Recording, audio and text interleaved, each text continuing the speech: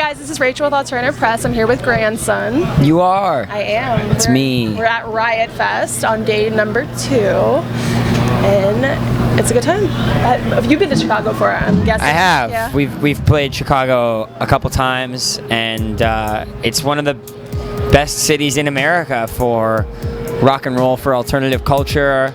There are so many iconic venues and journalists, and I don't know. It always feels big. It feels big, and it feels like a good barometer for where you're at in the world when you come back to Chicago. Do you do any inherently Chicago things when you're in town? I hate deep dish pizza, so no, that's it. So you just released your new EP on Friday. I did. It's the third in a series of sorts. Yeah, it's the end of a tragedy. The end of a trilogy. That was going to be my question. So did you envision it as a 3-part thing when you started writing? Yeah, from the onset, we wanted to do this kind of introductory series. By the time that I had started putting these songs out, I still felt like I was figuring out what Grandson is. What does it sound like? What does it talk about? And I feel that over the course of these 3 volumes, you can really see that ebb and flow creatively. And I think now we're in a cool spot where we have a couple different things we're going to do from here. But I really wanted to get this kind of introductory year together in a way that wasn't as straightforward as put an album out and spend 18 months convincing people to listen to it. That just didn't feel relevant for me as a fan and for fans as an artist. I don't know. It seems like an outdated way of doing things, at least when you're just beginning. Yeah, for sure. Do they tie together thematically? Like, in your mind, how do these 3 pieces sort of fit together? I think so. I think the first record is really unapologetically political and divisive.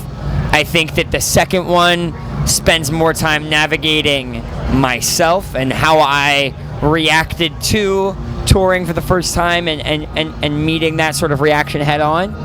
And then this last chapter we just put out is kind of a mesh of all of it, not just sonically, but flirting with the push and pull that I think a lot of artists and a lot of people today feel versus confronting issues head on in your life or numbing them away and running away.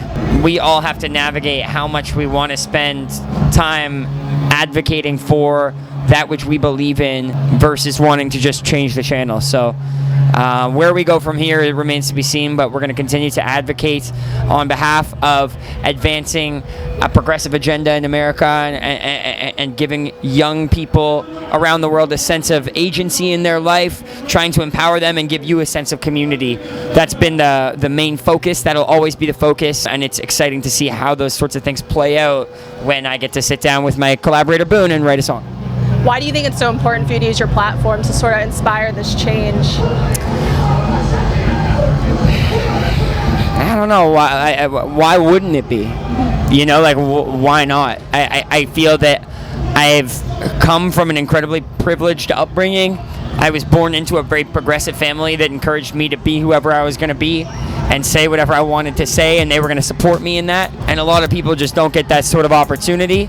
And that's just not fair. You know, the fact that I won some sort of lottery system just because of the family I was born into that's going to determine how comfortable I am exploring the limitless potential of the quality of life that I believe each and every person at this festival is entitled to, that's not enough. I think that you have a responsibility to advocate for those people who don't have a voice.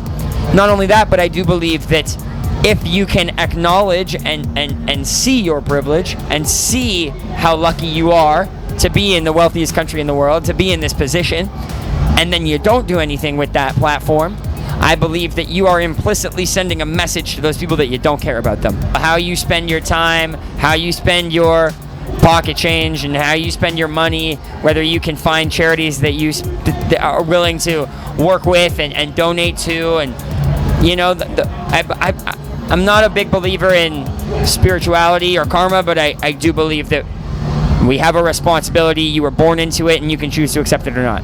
For sure. So you're actually on a tour right now with Nothing Nowhere, and some of the proceeds from your VIP packages are going to your movement. That's right. Can you tell us a little bit about that? I'd be happy to. So as soon as we started putting these songs out, I was just dreaming of ways in which we could take the themes and the messages that the music's about and try to manifest real change in communities. And that happens in a couple ways. Number one, it's with your money. but almost more importantly, some would say, it's about your time and it's about your voice. So we're finding ways to raise money through meet and greets, through one-off merch drops, where we can distribute funds to different local organizations across America that are advocating for the sorts of policies that we believe in and the sorts of issues that I think are important. And then we're also trying to incentivize people to use their voice, use their social media platform to be willing to stand up and speak towards different difficult to discuss issues. So one way we did that was by launching the XX Rock Bottom campaign. We gave away over 120 pieces of merch and tickets to the show. All that you had to do was just get on Instagram and make a video explaining how gun violence has affected you. And I know there are so many people here in Chicago who have lost family members, community members to senseless, avoidable gun violence. And that's just one way that I get to connect with this community and feel a sense of purpose. And you can feel, when you are a fan of what we're building here and you come to a show and you wear that merch, that you're a part of some real change and it's not just talking about it. Do you think the current political climate is, inspiring a lot of people to speak up and making really impassioned punk rock right now, or do you feel like there's more that can be done in that front? There's always more that can be done. I am proud to use my voice. I know there are lots of artists that are talking about difficult things, and not just politically, but advocating for mental health. Being able to talk frankly about seeking a therapist and confronting these issues head on, especially in rock, which is often a male-dominated space, and men are statistically much more likely to commit suicide and be afflicted by mental health issues. I think these things are important. I think that by using our voice, you can see how the overall public consensus is shifting left. It is becoming more progressive, and that's incredibly encouraging. And I do believe that we as entertainers and as performers are public servants, and we owe it to those kids on the other side of this thing to be advocating for change that affects them directly. You mentioned a lot of different topics in your music and just in general the things that you stand up for. Is there a certain aspect that you're more passionate about than others that you really think that you can help change? Yeah, I think that it's confusing to figure out, okay, with the fund, for instance. Right now we work with over a dozen different beneficiaries and we allocate those funds equitably distributed. Would there potentially be more impact we could make if we were to just pick one cause, one local chapter of an organization, donating to something like Planned Parenthood or the ACLU versus a local community grassroots organization? There are different pros and cons to each. I am really firmly trying to advocate for voter registration, youth empowerment, gun violence reform in some way, shape, or form, and climate change. But a lot of those things can change. A lot of that can change. And I feel really lucky to be an artist in 2019. A lot of people use this time as indicative that things are worse off than they've ever been. I don't believe that's the case. I remain cautiously optimistic. I think that those sorts of optimistic themes are embedded in the music if you pay attention. But first, we need to have a moment of catharsis. You need to get mad, you need to stand up, and you need to say, this is not acceptable and I'm not going to take this anymore.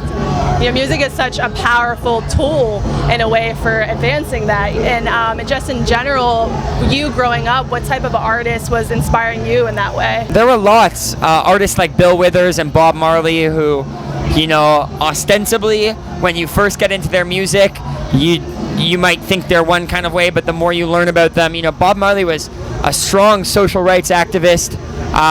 Bill Withers wrote an incredible song called I Can't Write Left-Handed about the war in Vietnam. I grew up with artists like, Nirvana and Rage Against the Machine that were very overtly confronting hypocrisy in society. Artists like Eminem and Linkin Park that were doing these things head on, and then other artists that were doing so more implicitly or doing so in the back catalog. But it's everywhere. You just got to know where to look for it, and if you ask for it, you'll find it. Is there any song that stands out to you specifically that, has sort of saved your life in a way, inspired you to keep going? There have been so many. It's hard for me to say on the spot any one particular song, but but there have been a lot that have really helped me through tough times, and and I'm lucky enough to have worked with some of the artists that made those songs, so it's pretty cool. I'm just trying to do that for some kid, trying to pay it forward.